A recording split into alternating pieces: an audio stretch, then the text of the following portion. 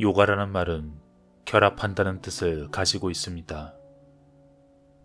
신과 인간이 결합하여 하나가 되는 방법, 그것이 요가의 뜻입니다. 현실 세계의 배후에 있는 실제, 즉 신성과 결합하기 위한 많은 방법 중에 하나. 완전한 요가의 상태에 도달하면 신성과의 합일이 이루어집니다. 그리스도교에서는 신비적인 결합이라는 말로 요가와 비슷한 상태를 표현하고 있습니다. 참나가 아닌 현상 세계에서 참나인 실제를 찾아내고자 하는 노력. 우리는 요가 수행자를 요기라고 부릅니다. 요가란 마음속에서 일어나는 생각의 흐름을 통제하는 것입니다. 만물의 토대인 신은 만물 속에 두루 깃들어 있는 실제입니다. 실제가 진정한 실제가 되려면 없는 곳이 없어야 합니다. 감각이 있는 살아있는 존재나 생명이 없는 사물에나 모두 깃들어 있어야만 합니다. 산스크리트어로는 이렇게 만물 속에 깃들어 있는 참나의 신을 아트만 또는 푸루샤라고 합니다. 푸루샤의 뜻은 몸 안에 거하는 신성입니다. 단 하나의 아트만 참나가 만물 속에 깃들어 있습니다. 마음은 지성을 갖고 있는 것처럼 보입니다. 또 의식이 있는 것처럼 보이기도 합니다. 하지만 아트만 참나가 지성 그 자체이자 순수 의식이며 우리의 마음은 아트만의 지성과 의식을 반영하는 거울에 불과합니다. 따라서 마음에 지성과 의식이 있는 것처럼 보이는 것은 마치 거울에 비친 영상을 실제인 것처럼 착각하는 것과 같습니다. 마음은 보는 자가 아닙니다. 그저 외부 세계로부터 무엇인가를 받아들이는 도구에 지나지 않습니다. 하지만 진정한 보는 자인 참나, 아트만은 알려지는 대상이 아니라 아는 주체이기 때문에 마음을 통해서는 알려지지 않습니다. 모든 인식작용은 내가 이것을 안다는 식의 에고의식을 불러일으킵니다. 내가 안다고 말하는 것은 에고일 뿐이지 참나인 아트만이 아닙니다. 에고는 마음이나 감각 등을 참나와 동일시하는 데서 생깁니다. 마음이나 감각을 참자아인 아트만과 동일시하는 것은 마치 정구가 자신을 정기라 생각하는 것과 같습니다. 정구를 밝게 빛나게 하는 것은 정기입니다. 정구가 정기가 아닌 것처럼 모든 개별적 존재와 사물이 참나가 아닙니다. 하지만 정기가 정구를 밝게 빛나게 하는 것처럼 아트만은 모든 개체와 사물의 존재 근원입니다.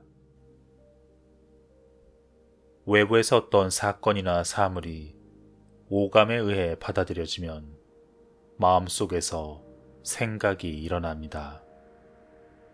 에고는 그 생각을 자신과 동일시합니다. 즐거운 생각이 들면 나는 행복하다고 느끼고 슬픈 생각이 들면 행복하지 않다 느낍니다. 이 그릇된 동일시가 모든 불행의 원인입니다. 즐거운 생각은 그 즐거움을 주는 대상에 집착하도록 만들고 결국은 불행하게 될 가능성을 준비합니다. 하지만 아트만은 생각의 흐름에 영향을 받지 않고 영원히 순수하고 자유로운 그 깨달음의 상태를 유지하고 있기 때문에 참나만이 참되고 불변하는 행복입니다. 개체로서의 나라는 에고의식이 있는 동안, 즉 생각의 흐름과 자기 자신을 동일시하는 동안에는 결코 참나를 알지 못합니다. 참나를 깨닫기 위해서는 생각의 흐름을 통제하고 마음속에서 일어나는 생각이 내 생각이라는 그릇된 에고를 깨뜨려 버려야 합니다. 즉, 생각이 나라는 그릇된 동일시에서 벗어나는 작업이 바로 요가입니다. 거기서 벗어나면 성격도 완전히 변하며 그것은 성 바울의 말처럼 마음이 새롭게 되는 것입니다. 외부 세계는 전적으로 그대의 마음과 생각 여하에 달려 있습니다. 외적 세계 모두 그대의 마음이 투사된 것. 하지만 사람의 가치관은 순식간에 변합니다. 어제까지 그렇게 사랑스러운 여인이 오늘은 원망의 대상이 됩니다. 이것은 그 여인이 변했기 때문이 아닙니다. 이를 기억한다면 바깥 세상을 향해 더 이상 불평하거나 화를 내지는 않을 것입니다. 마음의 호수가 잔잔해지면 진정한 자기 자신이 누구인지, 또 누구였는지와 누구일 것인지를 알게 됩니다. 즉, 자기 자신이 아트만이라는 것을 각성하게 되는 것입니다. 그러면 개별적 자아라는 그릇된 믿음의 기초를 둔 개인적 인격 또는 성격이 사라집니다. 이름은 겉옷이나 가면과 마찬가지로 외적인 포장에 지나지 않습니다. 당신은 진정 보는 자, 육체나 마음이 아닌 그대는 보는 자, 아는 자입니다. 그대는 그대의 마음이 움직이는 것을 알고 그대의 육체가 움직이는 것을 봅니다.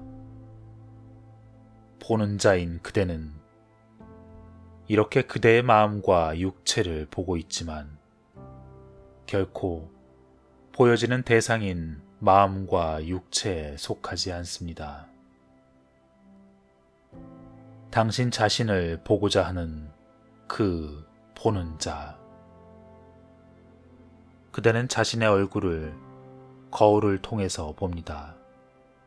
만약 거울이 흐릿하다면 당신의 얼굴을 제대로 비추지 못합니다. 이렇듯 당신은 참나 아트만의 거울입니다. 진정한 그대인 보는 자 참나는 거울 역할을 하는 그대의 마음에 반영됩니다. 그러한 마음의 파도가 일고 있으면 진정한 그 보는 자의 모습을 제대로 볼 수 없습니다. 그대의 참나인 그 주인공을 보려면 그 비추는 거울인 그대의 마음이 완전히 잠잠해져야만 하는 것입니다.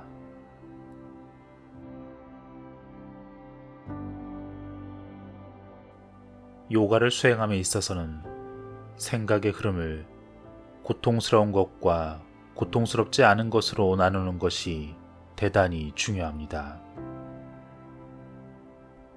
먼저 고통스럽지 않은 생각의 흐름을 일으킴으로써 고통스러운 생각의 흐름을 잠재워야 합니다. 분노와 욕망, 망상 등을 사랑과 관용과 진리에 대한 생각의 흐름으로 대체해야 합니다. 그리하여 고통스러운 생각의 흐름이 완전히 잠잠해지면 다음 단계의 수행을 합니다. 이는 고통스러운 생각의 흐름을 물리치기 위해 만들어낸 그 고통스럽지 않은 생각의 흐름을 잠재우는 것입니다. 언뜻 이는 받아들이기 어려울 것입니다. 하지만 잠시 생각해보면 꼭 그래야만 한다는 사실을 납득할 수 있을 것입니다. 아무리 아름답고 고상한 것일지라도 외적인 세계는 결국 피상적이고 덧없는 것. 그 세계는 결코 근본 실제가 아님을 우리는 세계의 외적인 모습이 아니라 내면을 통해서 아트만을 깨달을 수 있습니다. 미움보다는 사랑이 좋고 착취보다는 나눔이 좋은 것은 당연합니다. 그럼에도 불구하고 더 좋은 덕을 행하고자 하는 생각의 흐름 역시 결국 우리의 마음을 흔들어 놓기는 마찬가지입니다. 결국 마음이 고요해져야 합니다. 하지만 그 고요가 타인에 대한 무관심은 아닙니다. 만물 속에 심지어는 슬프고 고통스러운 그 싸움과 투쟁이 그치지 않는 현실이라 할지라도 그 내면에는 아트만의 평화가 깃들어 있다는 것을 알기 때문에 그들의 마음을 고요히 할 수 있는 것입니다. 그대는 항상 수행 상태에 있어야 합니다. 늘 깨어있는 상태에서 그대의 모든 생각과 말과 행동을 주시해야 합니다. 마음의 물결은 서로 반대되는 두 방향으로 흐를 수 있습니다. 욕망의 형태로 대상 세계를 향해 흐르든지 참나에 대한 깨달음의 경지로 흐르든지 집착하지 않는 상태에 이르기 위해서는 분별력을 길러야 합니다. 나는 왜 저것을 갖고 싶어 할까? 저것을 가지면 어떤 이득이 있을까? 그 이득은 영원한 것일까? 저것이 나에게 자유를 줄까? 이런 질문으로써 순수하지 못한 고통스러운 생각의 흐름을 점진적으로 통제해 나가야 합니다. 욕망은 어떤 것을 갖고 싶거나 하고 싶은 것이라기보다는 마음속에서 끊임없이 일어났다 사라지고 사라졌다 일어나는 그 욕망이라는 생각의 물결에 지나지 않음을 깨달으십시오. 마음이 고요할 때는 이런 생각이 쉽게 받아들여집니다. 하지만 분노와 탐욕 등의 거대한 물결에 휩싸여 있을 땐 얘기가 달라집니다. 이런 때에는 지금 감각적 대상으로 인한 마음속에 일어나는 이 파도는 일시적이고 피상적인 것이다.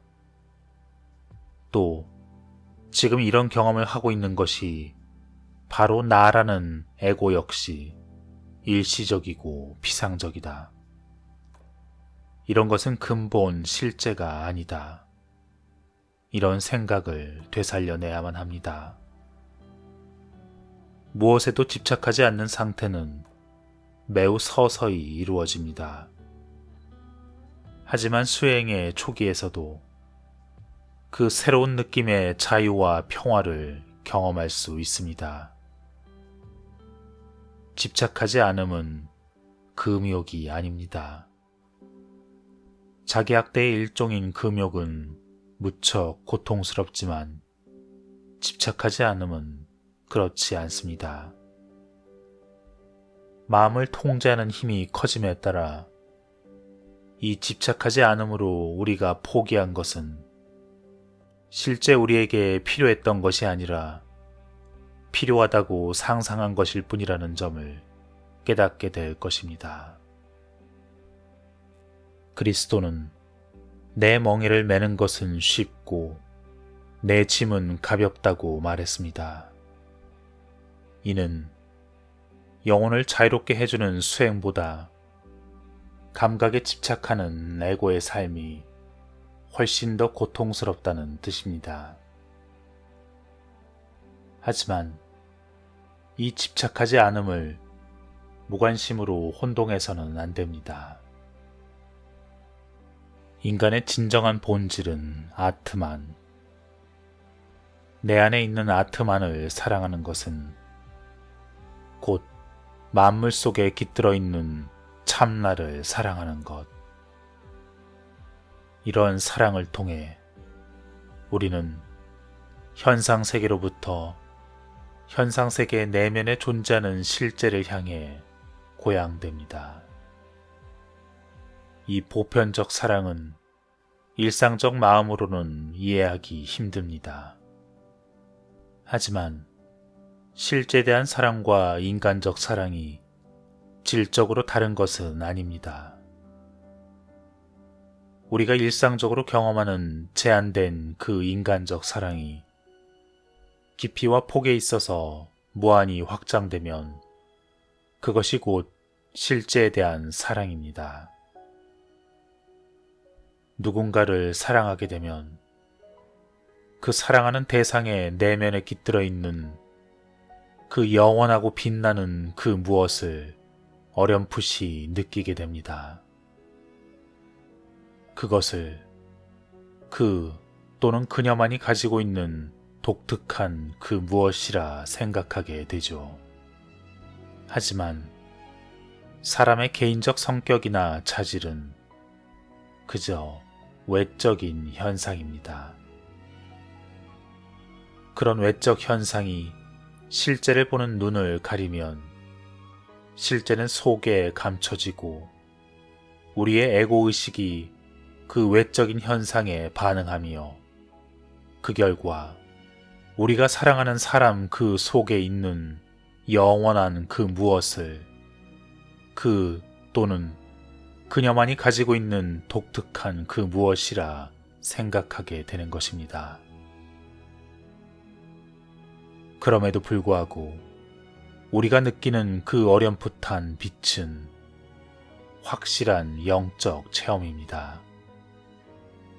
그 체험은 우리의 마음을 정화시켜주고 우리를 기다리고 있는 그 무한한 주인 참나의 사랑을 향해 나아가도록 용기를 북돋아 줍니다. 우리가 도달해야 할 그 무한한 사랑은 인간적 사랑처럼 동요하거나 일시적이 아닙니다. 그 사랑은 고요하며 영원히 흔들리지 않습니다. 그 사랑 안에서는 사랑하는 자와 사랑받는 자가 모두 하나이기 때문에 사랑에 대한 욕망으로부터의 완전한 자유를 얻습니다. 물은 쉼없이 바다로 흘러들지만 바다는 결코 흔들리지 않는 것처럼 마음속으로 어떠한 욕망이 끊임없이 흘러들어도 동요하지 않는 자는 평안을 얻나니 모든 욕망을 벗어 던지고 아무런 갈망도 없이 행하는 사람, 나와 내 것이라는 생각조차 버린 자는 평안에 이르나니